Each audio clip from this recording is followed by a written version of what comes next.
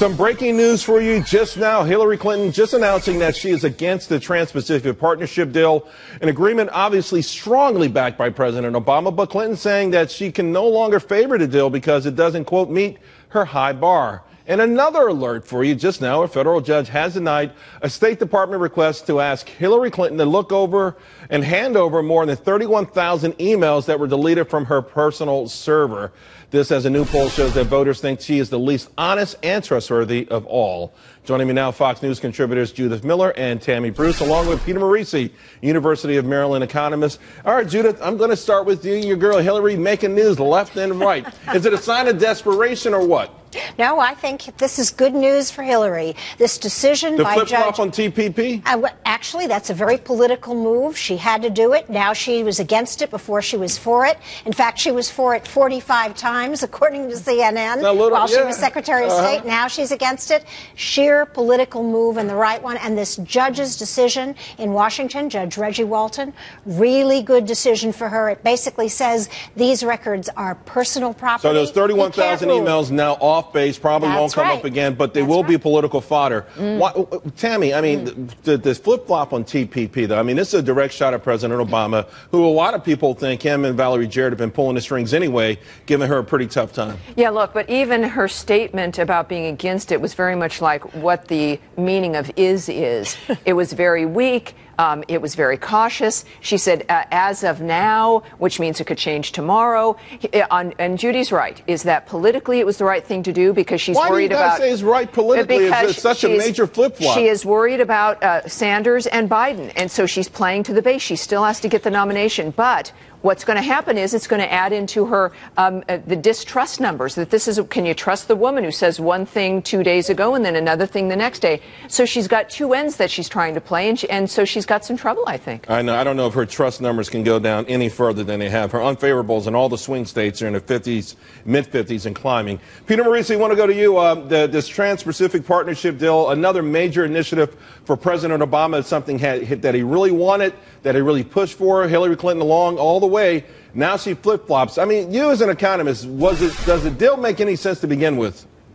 Well, the deal doesn't make a lot of sense, but in terms of it's not as good a deal as she could have gotten, that's absurd. We've all along known what the deal would look like. That's why folks like me have been opposed to it. She's being very hypocritical here. It's strictly a political move, and this reveals the kind of person she is. Remember Bill Clinton being against NAFTA and then climbing it down and pushing it through after he became president? All those Americans who are worried about trade and TPP, you can count on it. If Hillary Clinton is elected president, she will push it through in the end. This is strictly politics, and it shows us exactly what kind of person she is. She's turned on her own president. Well, she's worried about the unions as well. I mean, look, she's looking at that dynamic. And Bill Clinton got elected twice by being a hypocrite.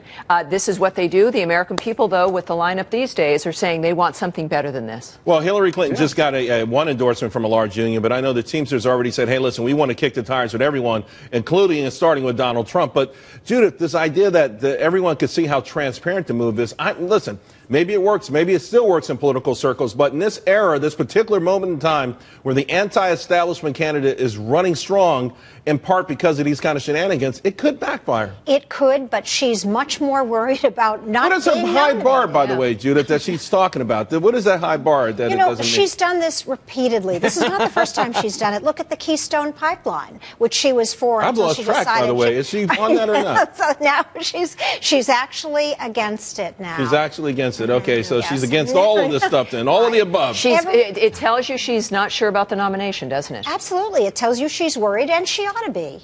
You know, Peter, a lot of, as we get into this now, to this next phase, and it starts to get cold, and everyone gets serious about this whole process, a lot more pressure on the candidates to sort of discuss and elaborate more on what their economic policies are. We're not really sure. I don't think what Hillary Clinton's are. We keep hearing what she's not for. What do you suspect she's going to say? I think she's going to be more pro-business than her predecessor, the president. The Clintons are just that way.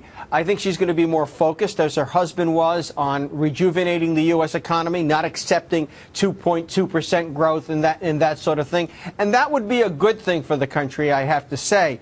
I think that a lot depends on Joe Biden. If Joe Biden doesn't come out, she doesn't have to say a lot to win the nomination. I think she can beat Bernie Sanders pretty handily. If Joe Biden comes out and Barack Obama decides he is offended, this is really important to him, and he gets behind him the way Johnson got behind Humphrey, and he looks so much more electable, then she's got real trouble on her hands. You don't think so, Judith? I don't think there's any indication that the president's going to do that right now. She is still the front runner, even in the 3 main states that the Quinnipiac poll. But the numbers are pretty clear, though. I mean, Joe Biden, who's not even declared yet, really nipping right at her heels and doing better than she would in a general election. That's true, but he's run 2 previous elections and has done terribly. He has no money, no organization. She has the base of the Democratic Party with her. She is the top Tammy, dog. the mainstream media, we had Brent Bozell on Varney this morning. He talked about the fact that very little negative coverage of Joe Biden. What was negative a year ago, like the gaffes, are now just fun, laughable stuff by Uncle Joe. And that it feels like maybe the elites on that side of the aisle would like to see Biden, even Sanders, above Hillary. Well, let me tell you what had, I think, Hillary Clinton's fingerprints all over it is the Politico story that Joe Biden was the one who talked to Maureen Dowd, using his dead son as a political ploy to get that story out that he should run for president.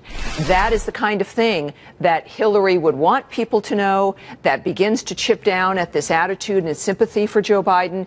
That was a shot across the bow. And then on the same day, a story came out that Hillary has hired a major independent team to look at for opposition research to go after Joe Biden.